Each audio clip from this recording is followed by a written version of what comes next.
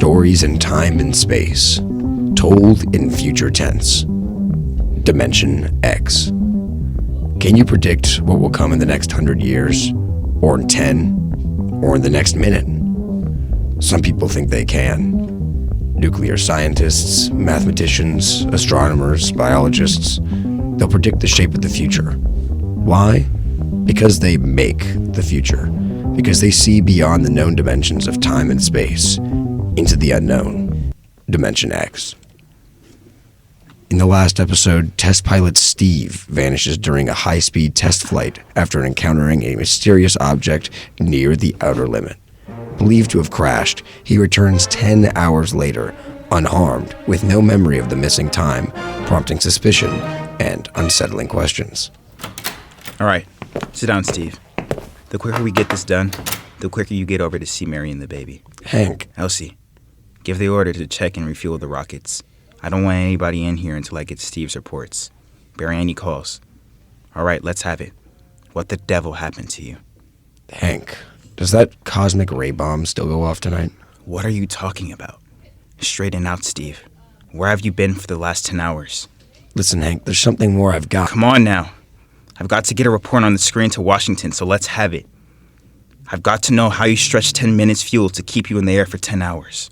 Now, one thing before I talk. Look, Steve. Have the Ulsa men run over the ship before they refuel. What did you run into? So help me, Hank, I don't know. We better check and make sure it isn't radioactive. Elsie, add an Ulsa report on the standard check. Steve, maybe we'd better have the doc look you over too. No, I'll be all right.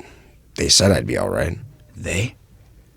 Look, son, I know you've had a tough time, but we've had this field on alert for 10 hours. One of the Army boys cracked up looking for you, and he's hurt bad. So let's have the story. Let's have it straight. I don't know how to tell you. Hank, I saw something up there. At 300 miles? I chased something up there, Hank, and I caught it. Now don't hand me that. Listen to me. I was cruising along, just starting the right bank when I spotted something. Must have been going about half my speed. It was an egg-shaped and smooth. Made a pass at it, and I was coming back for another, and then there was a humming sound. Humming? Sort of vibration. Then I blacked out. I was headed straight for it at 4,400 miles an hour, and I thought it was going to be the biggest smash since Hiroshima. And, Hank, is there a drink in that bottle? Never mind that, Steve. What happened? Well, I came to, inside their ship. Uh-huh. Steve, this whole thing's been a devil of a strain on you. I'm gonna have to call Major Donaldson from the Army base. Ask him to sit in. The psychiatrist? Yeah, that's a good idea. Let him run his tests. They'll tell you I'm not kidding. Because, Hank, unless I miss my guess, I've just been tipped off in the way the world ends.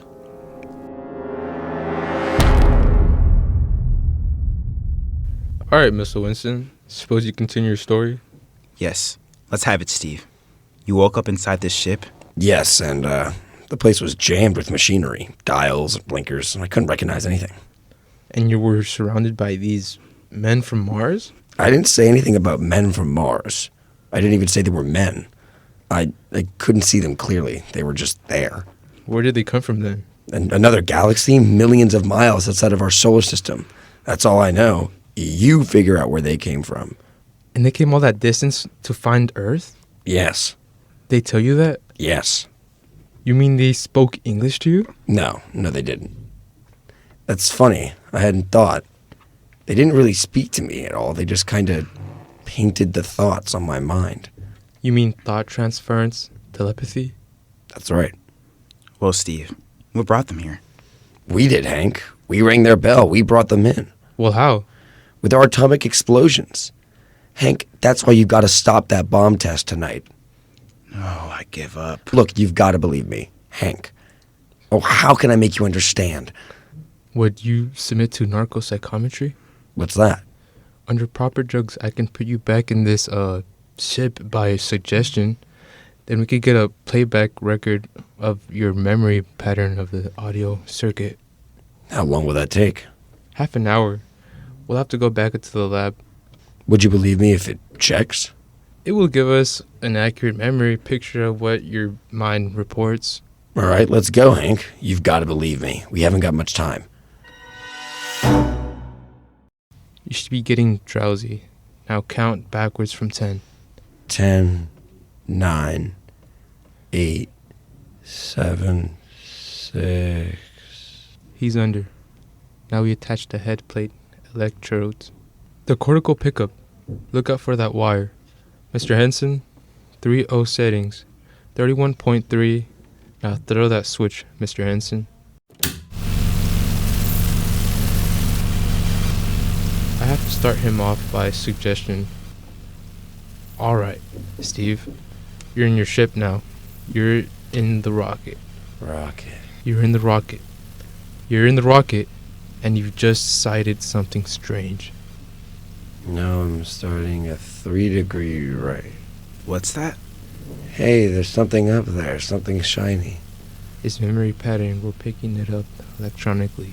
There's something above me, Hank. I'm gonna chase it. It's piped through the audio circuits. I'm getting static. I can't hear you, Hank. This is where we lost contact with him. I'm gonna make a pass at it, and hey, it's swerving to meet me. It's dead ahead now, it's dead ahead. Now what? This is where he blacked out. There's no telling how long. Minutes or hours.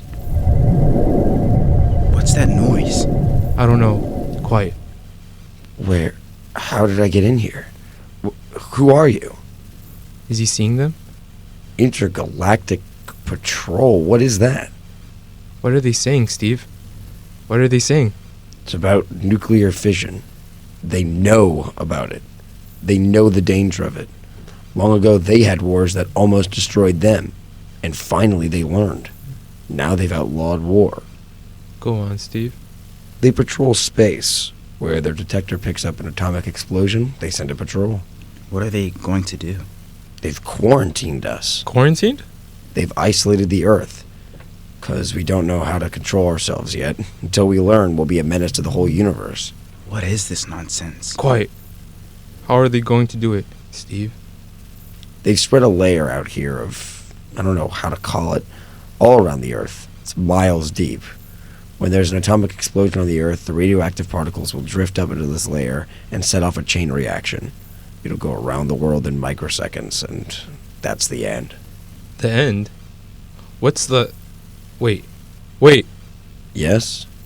Yes, I understand. I've got to bring back the warning. You're going to put me back in my ship to bring the warning. Now what? He's blacked out again. I guess that's all. What does all that mean? It's what he remembers. You don't think that really happened? No, the micropsychometry circuits produce what he remembers. It just means that Steve believes this happened. I don't like to see this. I've seen too many test pilots snap. Steve is the best I've known. How bad do you think he is? Frankly, outside of the presence of this well-organized hallucination, there's no sign of unbalance. It may not be too serious. If he had a more plausible story, I'd be inclined to believe him.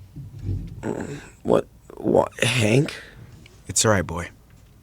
Did you hear it? Did you understand? Sure. We've been quarantined. Let me give you something that will make you sleep, Steve. But don't you understand? They fixed it so that if we set off one more nuclear explosion, that'll be it. Of course. Don't roll your sleeve down. You don't believe me. Now take it easy, Steve. That test tonight, they're setting off the CR bomb. Hank, what time is it? 11:20. Well, it's scheduled for midnight. Hank, we've got to stop that bomb. Steve, let Donaldson give you the hypo. Hank, you've got to believe me. I saw them. I got the warning. If we touch off that bomb tonight, it'll be the biggest galactic 4th of July of all time. The whole Earth will go up like a Roman candle. April 10th, 1965. The end. Now look, Steve, you better calm down. Don't you want to see Mary and the baby? You've got a new son, remember? Well, that's just it. I want to see my son. I want him to live. If that bomb goes off, Hank, we've got to stop them. Mr. Henson, I think we'd get over to the base hospital. Hank, you've got to believe me. Yeah, sure, Steve. Maybe there is something to it. Look, it's out of your hands.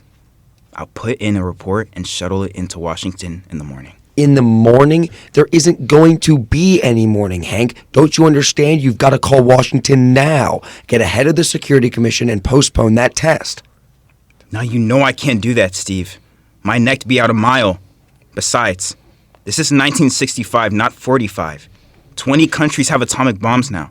What's the use of stopping just this one? The rest will keep right on popping them off. Well, we'll have to call the international conference. Can't you understand, Hank? The first one that goes off finishes us. It's the end. They've given us the quarantine warning. Steve, I think you'd better go with us to the base hospital. But... Look, Steve, we can call up for a detail from the hospital if we have to. All right, I'll go with you. I don't need a straitjacket. That's the way, Steve. You'll probably feel better by morning. Let's go.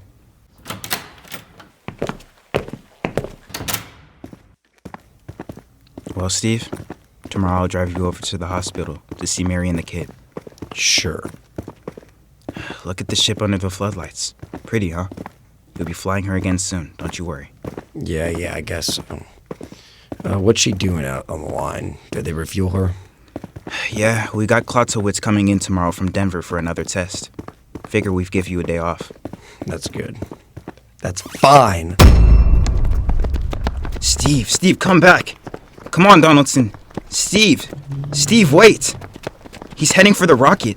Look, there he goes up. That crazy fool. We can't get at him now. That covers armored glass. He's waving. Yeah, towards control. It's the radio. He means the radio, come on. I should have gotten help. Good thing the radio's still hooked up there. Hello? Hello, Steve. Listen to me, Hank. You've got to call Washington now. Come on out of that rocket, Steve. I'll call my medics. Don't try anything, Hank. They've refueled the rocket for tomorrow. Take it easy, Steve. You know what'll happen when I fire the rocket tubes down here. Steve, don't! It'll burn every building for 5 miles, all of us in one big flash. Steve, what do you want? You've got to stop that bomb. You got to call Washington right now. They won't believe me. You make that call or I cut the rocket. Now I mean it, Hank. Now hook my screen to yours in parallel. I want to see exactly what you're doing. All right. Now just don't fire those rockets. Get going, Hank. You've got 12 minutes to make that call and stop that bomb. All right. I'm making the parallel hookup right now. Donaldson, do you think he'll really blast? I don't know. Up to now, I'd almost say he was normal, but now he's liable to do anything, Henson. Steve, there. Are you getting it on your screen? Yeah. Now put the call through. All right. Operator. Vivid screen to Washington. The business screen circuits are busy, sir. If you'll try again in about half an hour. This is a Security Commission priority. Break in and give me a line. Yes, sir. Just a moment, please. 10 minutes, Hank. Listen, Steve, I'm trying. Ready to take your call, sir? Washington Security Commission 3. This is urgent. I want Undersecretary Herbert Ames. Washington 3. 1 moment, please. Hurry, will you? 1 moment, please. What time is it, Donaldson? 11:51. Do you think he'll fire those rockets? He might. Washington. Visit screen 3. Mr. Herbert Ames, please. That is a coded exchange. I cannot accept your call without clearance. Get it through, Hank. Listen, Washington. Put it through. This is Mr. Hansen at San Marco Air Base. This is a priority call. I'm coded. 1 moment, please. I'll check your code number. Get that through, Hank. That bomb goes off at 12. Be reasonable, Steve. Your call has been cleared. San Marco. Washington, visit screen 3. Herbert Ames, please. Security Commission. Ames. Listen, Ames. Oh, hello, Hanson. Ames, you've got to get me to the chief. Are you kidding? He's at the test control room. Yes, I know, but get him for me. What's up? You look lousy. Or is it a bad circuit? There's no time. I've got to get him before the test. It's about the CR bomb. I can't take that responsibility. Get that through, Hank, or I blast. What's going on there? Ames, my project has a high enough rating. This is a priority A call. What? Okay, it's your neck. I'll try and get him for you. He's in the control room, so you have to switch off your screen and speaker and go on earphones. Too much is going on in there. Security ruling. You hear that, Steve? I've got to cut the incoming screen. All right, but don't try anything. 8 minutes, Hank. Hello? Hello? What? You got it, Hank? Yes. This is Hansen at St. Marco.